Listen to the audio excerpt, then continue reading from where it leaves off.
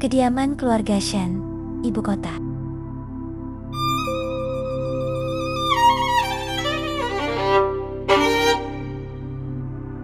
Bagus.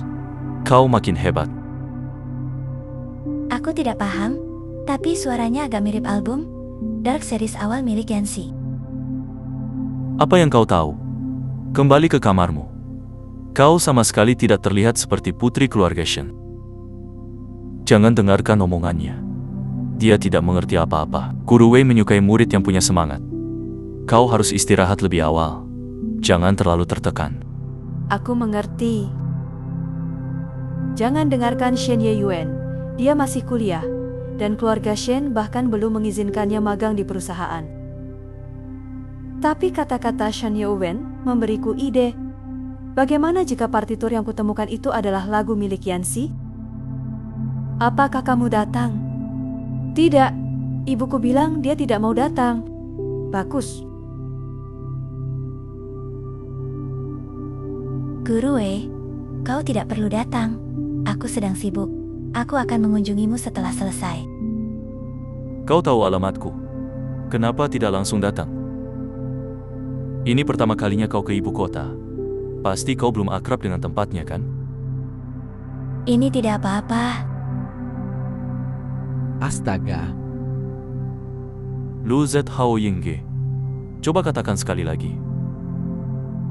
Tidak, Tuan Muda Jun. Coba tebak, siapa yang kulihat di ibu kota? Ternyata Qin Xiaoran. Qin Xiaoran, bukankah kamu kembali ke desa untuk mengunjungi kerabat Anda? Saya tidak mengatakan. Kerabat saya ada di kota Ninghai. Baiklah, Anda menang.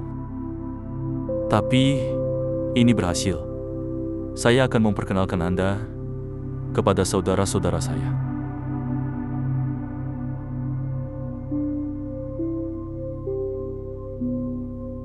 Hanya beberapa orang. Kami semua tumbuh bersama Cheng Mu, juga ada di sana. Oh benar, Jiang Deoen juga ada di sana. Dia keponakan Jiang Sriaoshu. Dia saat ini sedang disiksa di perusahaan. Jangan terkendali. Dalam perjalanan ke sini, Cheng Mu berkata bahwa hari ini adalah tes 129. Jadi mereka pergi ke tempat Oui and Well. Nona Qin kan? Halo, saya Jiang Dongye. Panggil saja aku Jiang Dongye yang saya ceritakan kepada Anda. Halo, dia benar-benar musuh bebuyutan Gushichi. Sungguh kebetulan. Ngomong-ngomong, Qin Xiaoran, kamu tiba kemarin kan? Di mana Anda menginap? Itu adalah hotel bintang 5. Anda menghabiskan semua uang pekerjaan paruh waktu Anda di sana. Sungguh kebetulan, perjamuan malam ini ada di hotel itu. Saya pikir saya mendengar staf hotel menyebutkan perjamuan. Apakah Anda tertarik untuk hadir malam ini? Haruskah saya meminta seseorang mengirimi Anda undangan? Jika Anda tidak ingin pergi, saya dapat meminta seseorang mengirimi Anda makanan. Terima kasih, tapi tidak perlu. Saya hanya akan menggigit sekarang.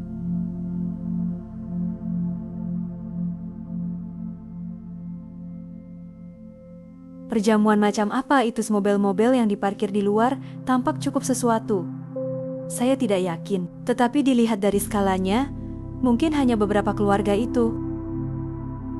Bahkan, dia tidak tahu tentang perjamuan itu, sepertinya lingkaran yang belum pernah saya ikuti sebelumnya.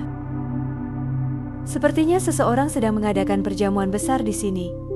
Pintu masuk utama untuk para tamu. Kita hanya bisa menggunakan pintu masuk samping.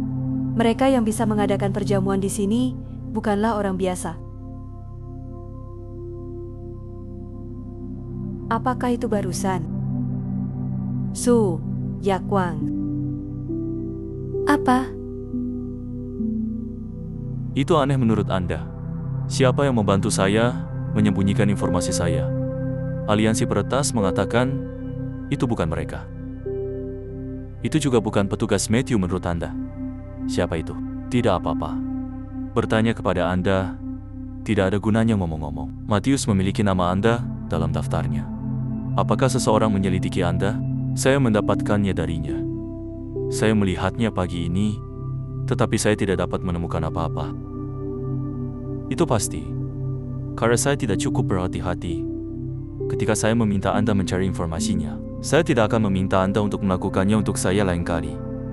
Jiang Dong, dia gila, jangan biarkan dia menyeret Miyu ke bawah. Dia sudah memilikinya.